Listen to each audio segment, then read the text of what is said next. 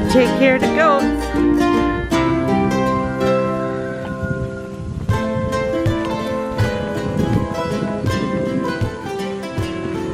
Good morning and welcome to Wholesome Roots. We are hoping for a good, productive, uneventful day on the homestead where we just get our chores done and accomplish a few things. Maybe get my kitchen clean. Seems like on the weekends that when we're both off, we allow our kitchen to get destroyed because we usually just don't do a whole lot of cleaning when Ryan's off. So now I gotta catch up. So it's everybody else's weekend today, but it's not for us. Look who's here. Hello, Mrs. Duck. Have you come to the barn for some feed? She has learned that she can come and request food and we'll give her a cup of food. So she has been hanging out now and I am loving it. Liam, don't scare her, honey.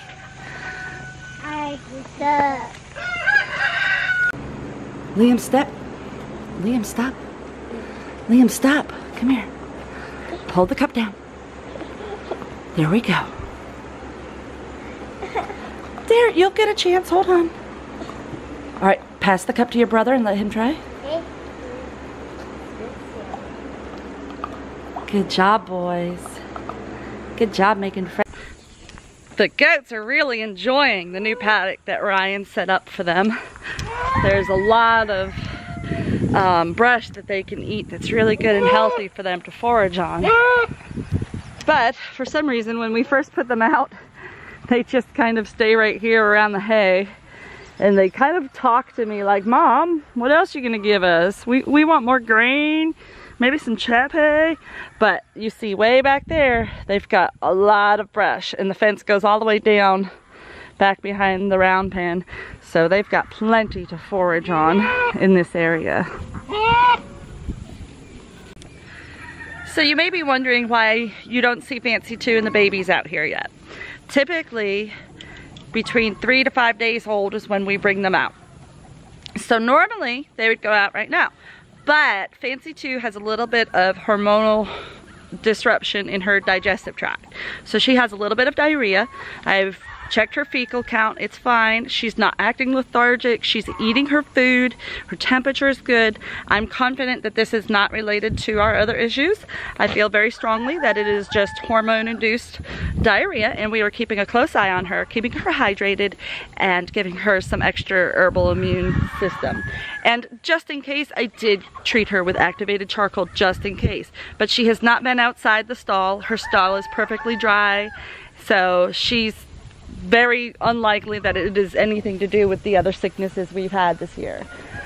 But she will be joining the rest of the herd as soon as that diarrhea clears up. Even if it clears up today and I start seeing pellets, I'll bring her out.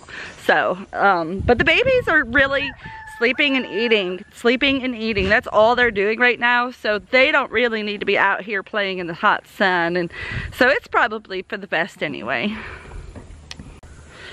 Every herd has different methods that they like to do as far as management when you have kidding and you have kids born. Some people pull them off the mamas right away.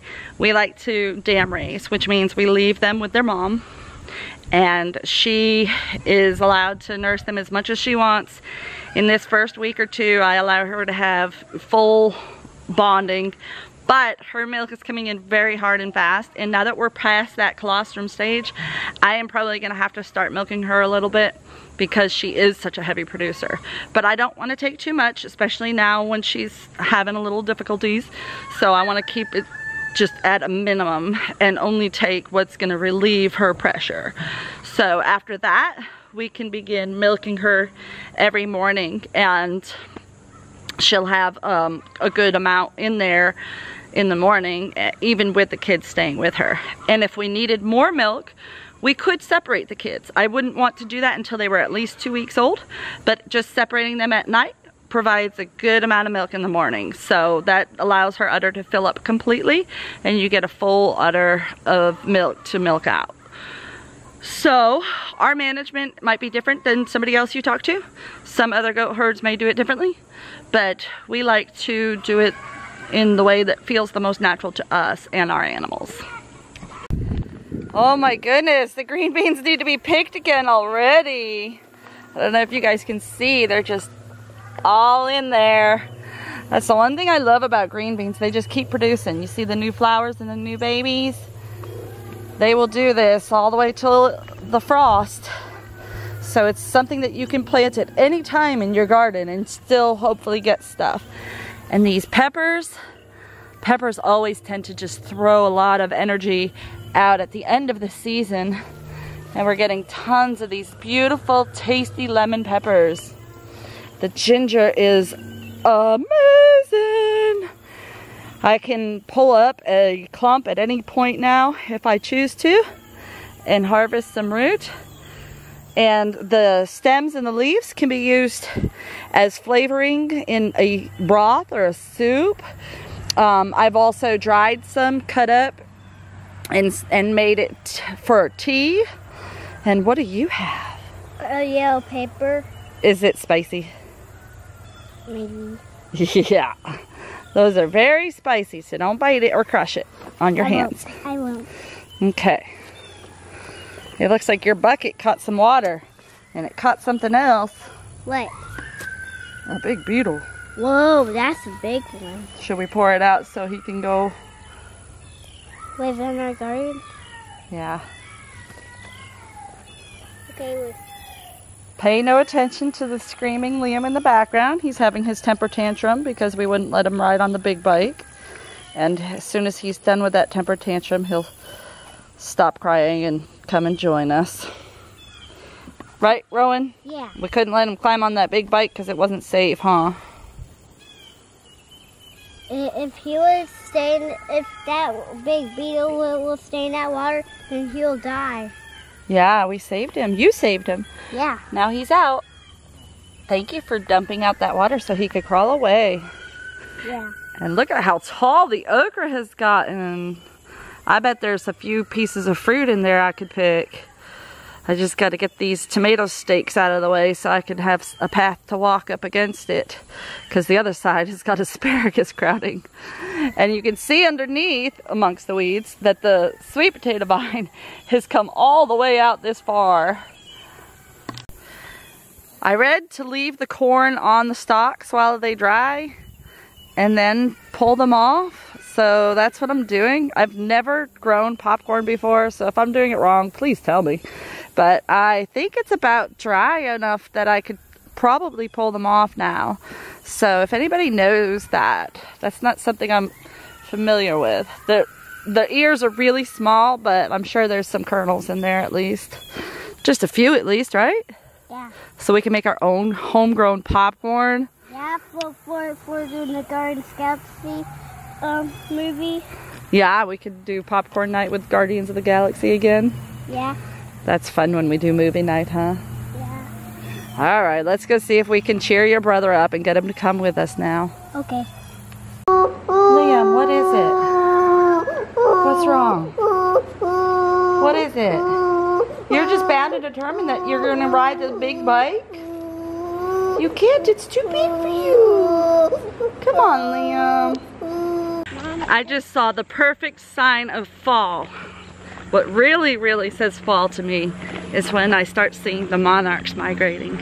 I just saw a huge monarch fly by, which is a very special blessing to me. I am not only a huge butterfly fan, but the monarchs in particular hold a very special place in my heart, both sentimentally and in my professional line of work too. I have a lot of childhood memories of the monarchs on the coast of Massachusetts and watching them migrate, clouds of them. You never see that anymore, and I miss that. And then my 4 years that I spent at the Butterfly Center building monarch way stations and pollinator and host plant gardens for them. I love the monarchs, and I know that they need our help. Plant some milkweed if you can, and let the caterpillars come and eat it all. They need it. Their host plants are in danger, and people keep spraying them with herbicides and killing them. So we need to plant more milkweed. If you have a space that you can designate as a flower garden, do it. You won't regret it. We have one small milkweed in our front bed, but no caterpillars. We need to do a lot more flower planting here. I just haven't had time. Hopefully, now that this one's getting a little bit bigger, as you can see, he's not all the way grown up yet, where it makes it easier to do things, but he's getting there, and I'm getting there. We're getting a little better every day.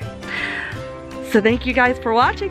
Please like, share, comment down below, subscribe if you haven't already, and we'll see you next time on Wholesome Roots.